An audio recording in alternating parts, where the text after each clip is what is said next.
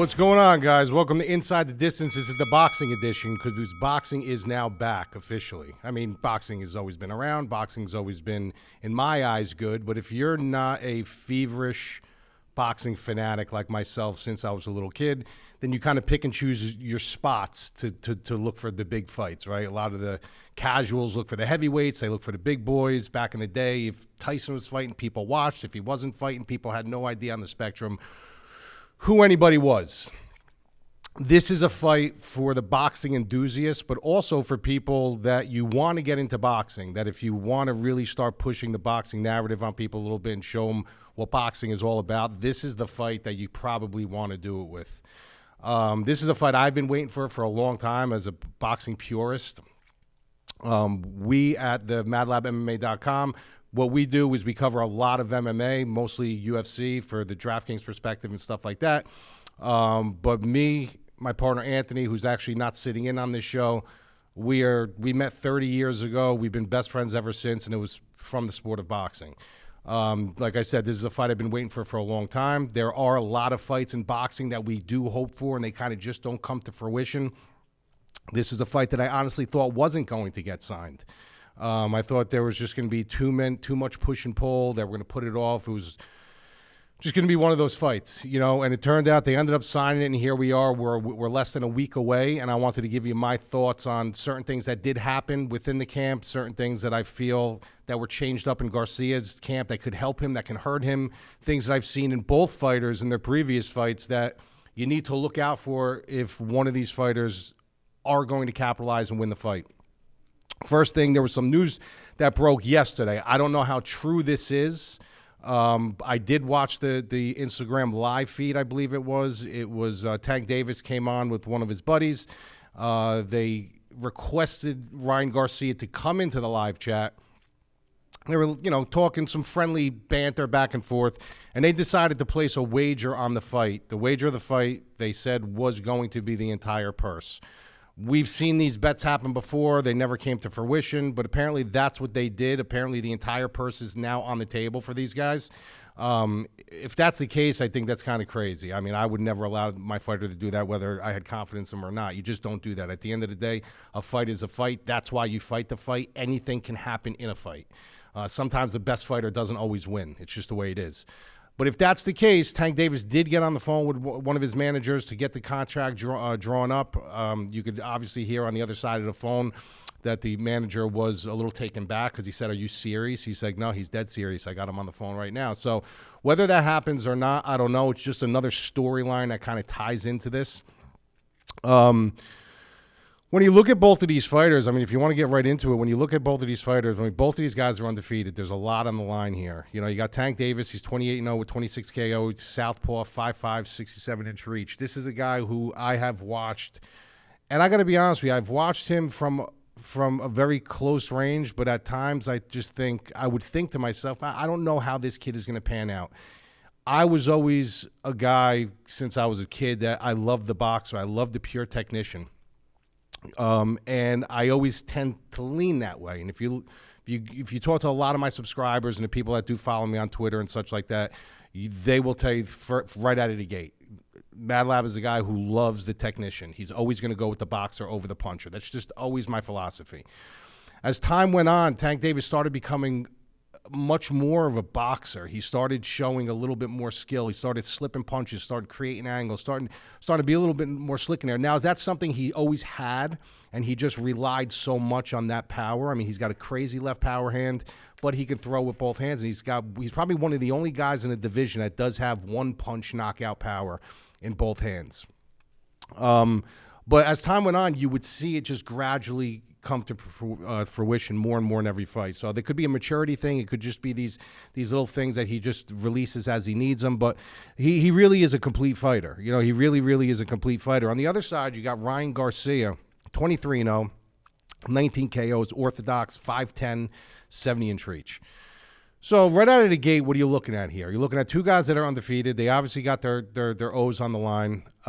This is a fight that everybody's been looking forward to. If you look at the masses now, if you look at the majority of the people that look at this fight, they're picking Tank Davis to win this fight.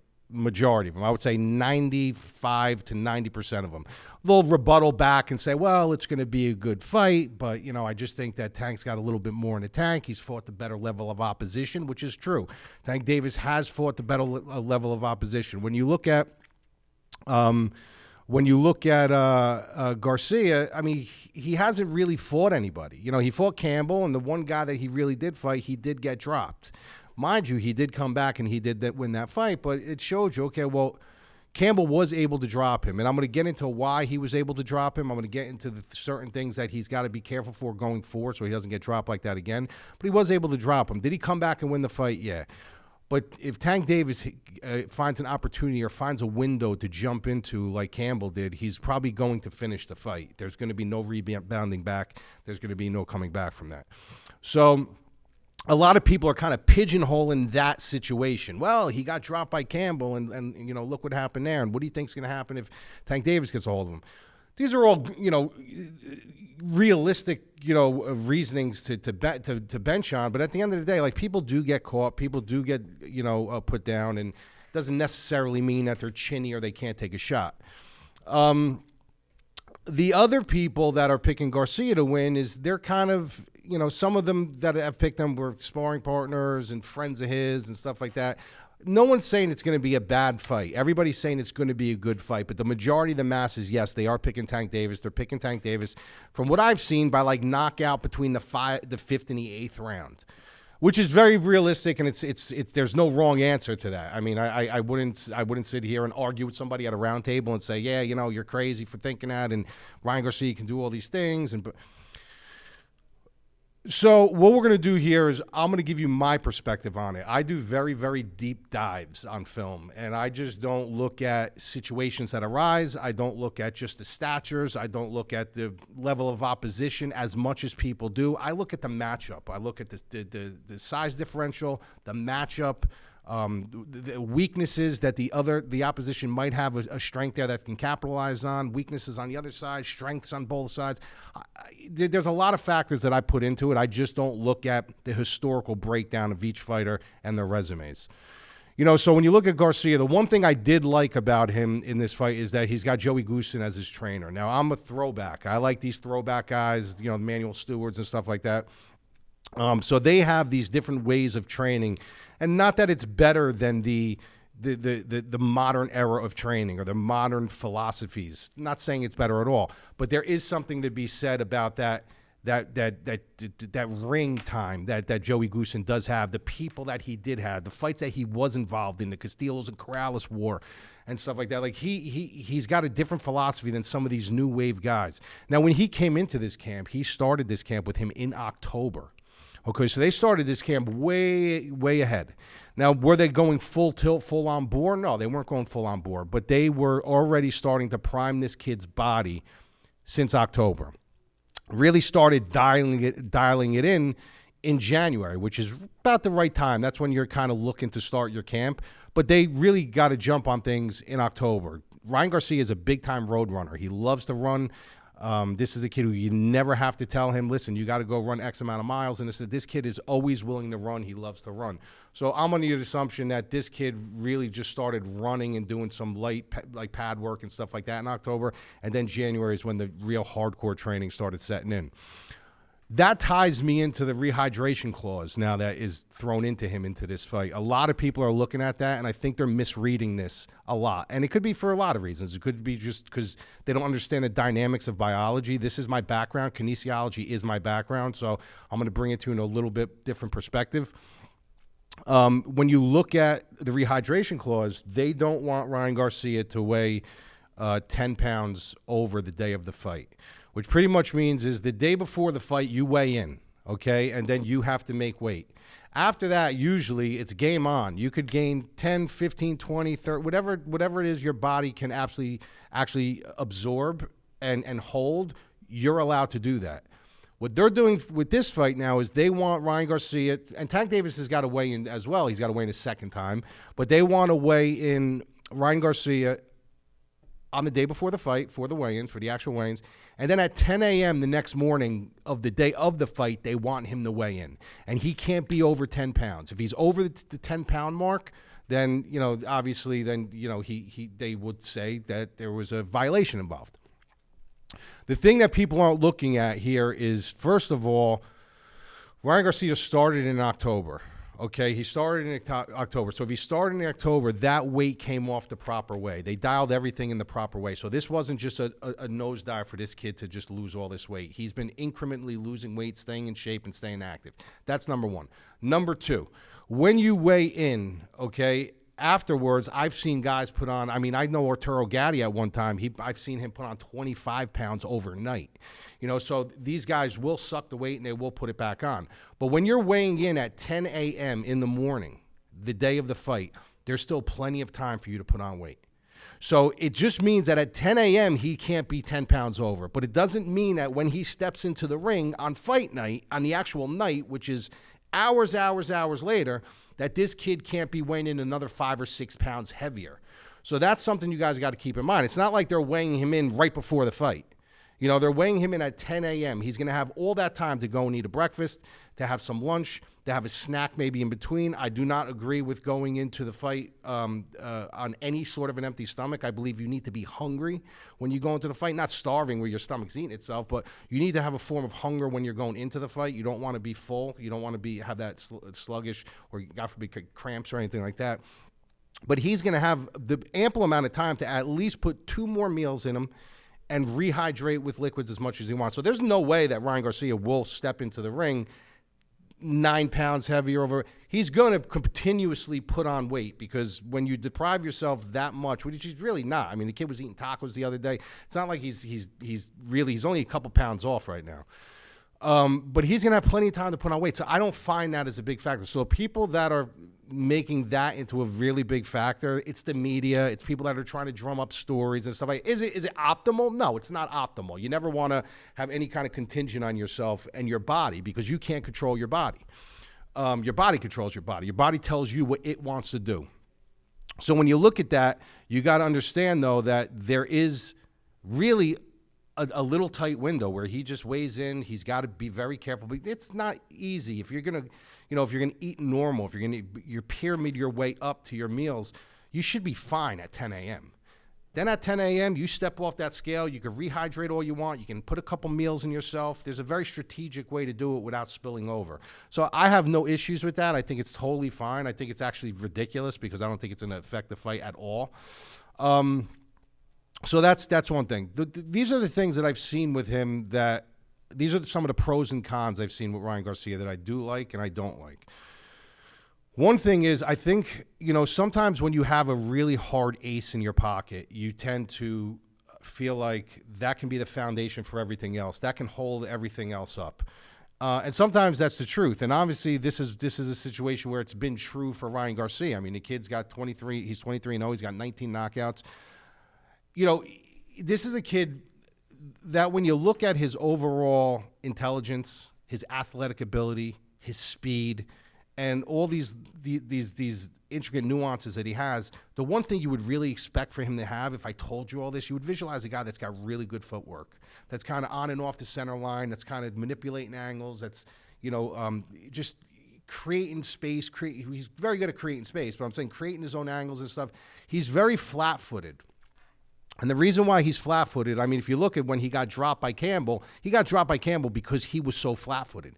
He was literally just trying to march him down right on the center line.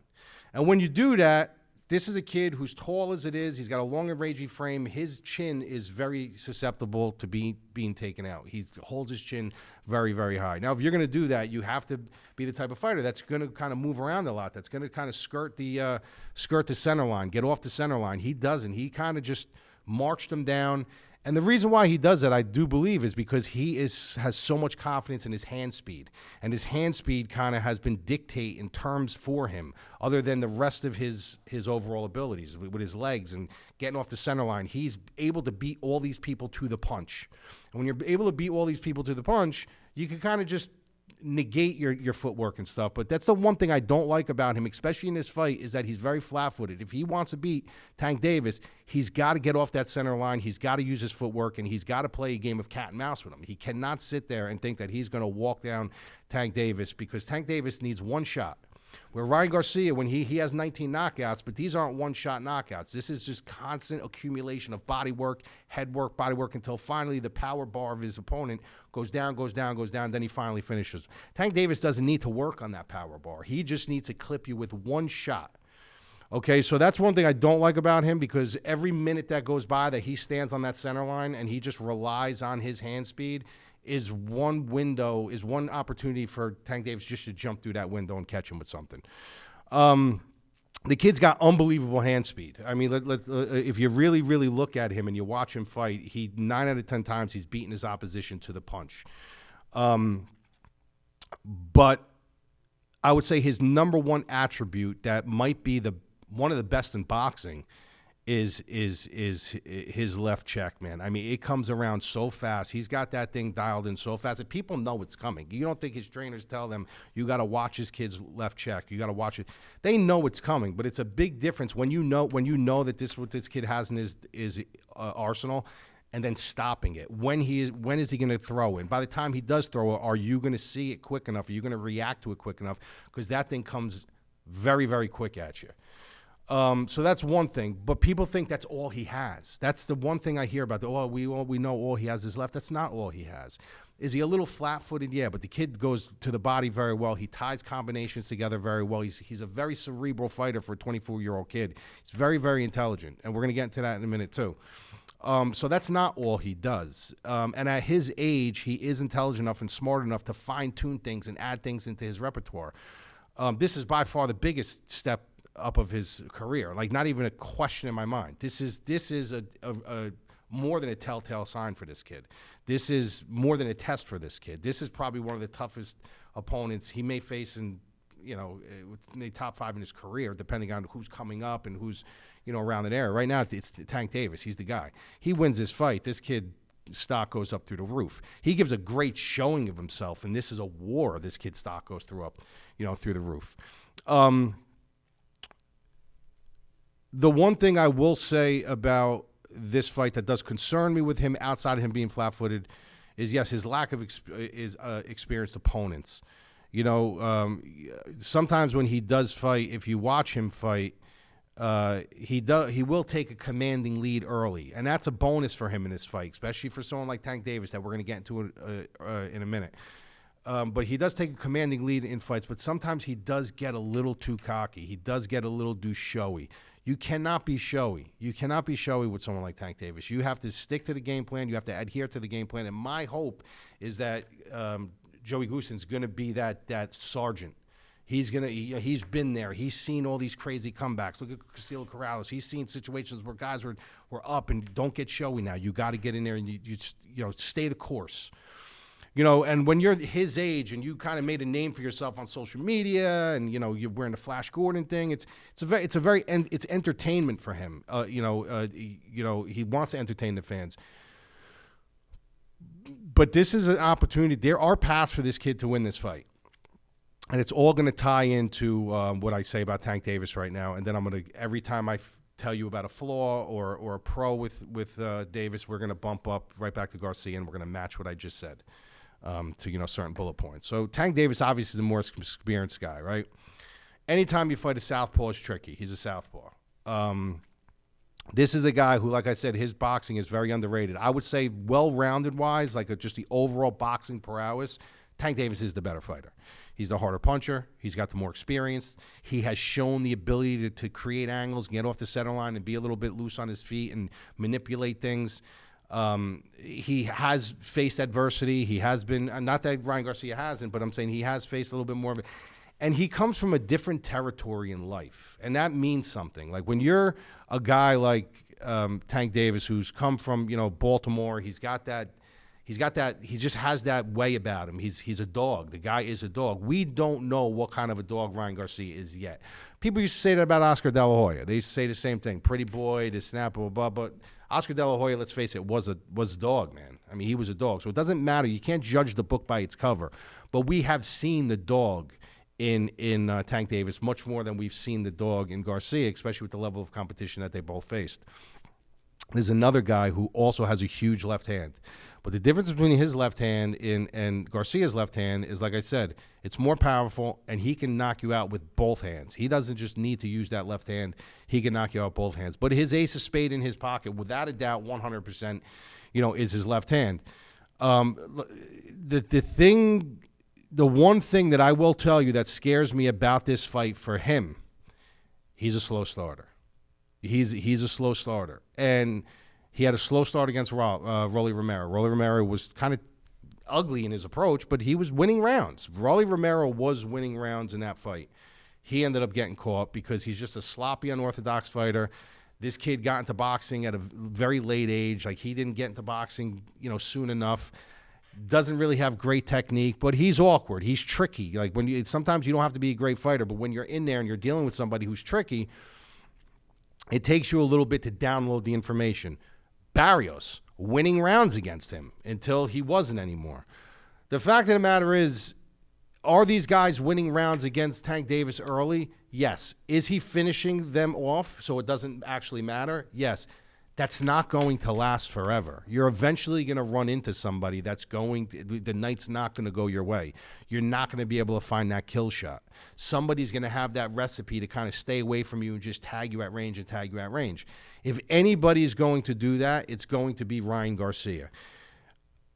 The ace that Ryan Garcia has against a southpaw, you're much closer to that left hand.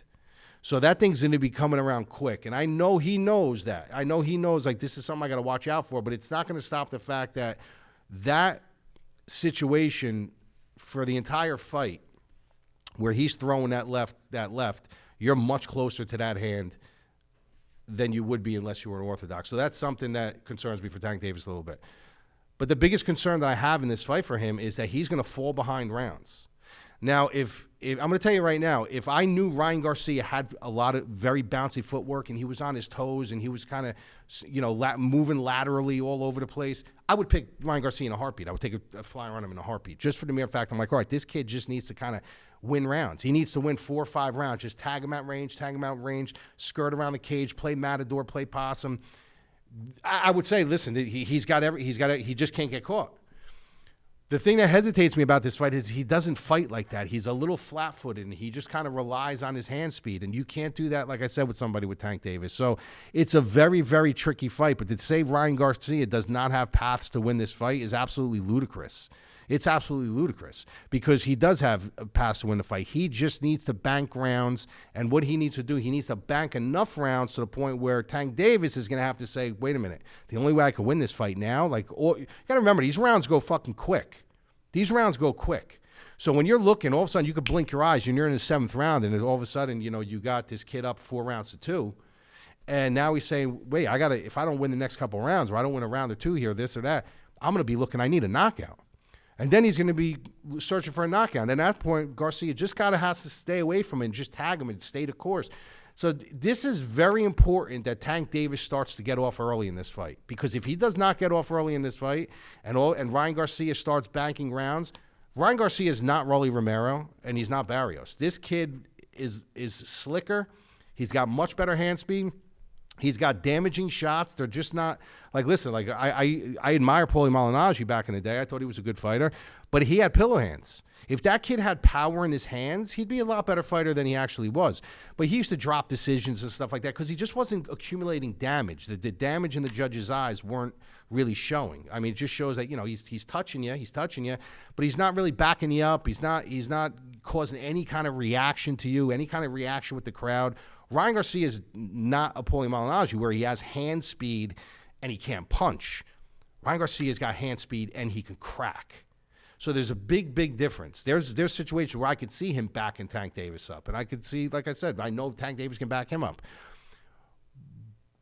If smart money would tell you to take Tank Davis in this fight, right? Smart money will tell you to take Tank Davis in this fight. But I'm going to tell you right now that I'm not going with smart money. I think that Tank Davis is a really good fighter, and I think he should absolutely win this fight. But I just keep going back to him downloading information way too late.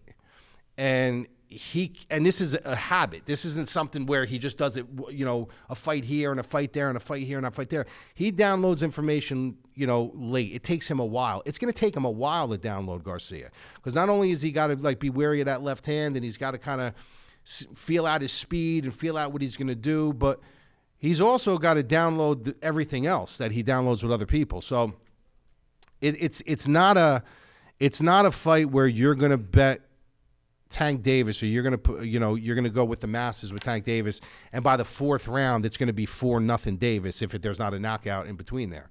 It's not that. It's a type of fight where it could be 3-1 Garcia, and then all of a sudden those rounds start creeping by you, and you're like, all right, hold on a second, what's going on here? Like, this is kind of not a really super exciting fight, but this kid is edging out rounds here. Like, we may need a knockout soon. So, like I said, smart money will tell you to bet Tank Davis, and there's really no right or wrong answer here. But there's something about Ryan Garcia that I don't think he's ready for this spot per se, but I do think he has what it takes to win this fight. I like where his mind is. I like his mindset. I like when he was on Mike Tyson's podcast, he's not talking about guys from the 80s and 90s. He's talking about, if there's one guy that I can train with, I would love to train with Sugar Ray Robinson. I mean, that tells you something about a 24-year-old kid, that he even understands who Sugar Ray Robinson was. I understand he's a professional boxer, and I understand, they study history, but he could have picked anybody. How many heavyweights do you know? Be like, I would love to be like Mike Tyson, or I would love to be like this one. This kid said Sugar Ray Robinson. Like, this kid just has a different kind of a mindset about him. Like, he's for what he lacks in his age and his skill, and maybe he needs to polish up a certain things, but hopefully Joey Goosen can help him with that. The kid he's got an old soul. You know what I mean? And he really does want to be great. And when you want to be great, that there's a big part of the battle there. This kid really does want to be great. For this kid to even think about putting his purse on the line, and his answer to it was, if it does happen, his answer was, everything is on the line anyway, let's do it.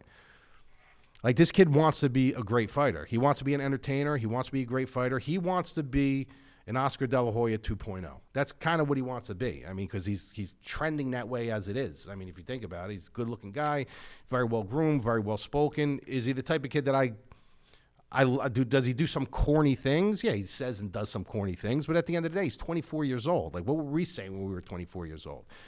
But then there's Tank Davis. I respect him, too, because he's kind of more my neck of the wood kind of guy. I come from that kind of area, where it's a little bit rugged and it's a little bit rough, and you're fighting in the streets and you're doing that. So I like that guy too, but there's just something about this fight I think that people aren't giving Garcia enough of credit for. I think they're all just jumping on the whole Tank Davis thing, which is understandable. But this is going to boil down to one thing for me. Is Ryan Garcia going to display footwork? Is he going to be on his toes? Is he going to move laterally? Is he going to try to play cat and mouse from him? Because he's got all the athletic ability, the range, the height, everything to do it. If he marches forward, if he just stands flat-footed and marches forward, then yes, Tank Davis will win this fight.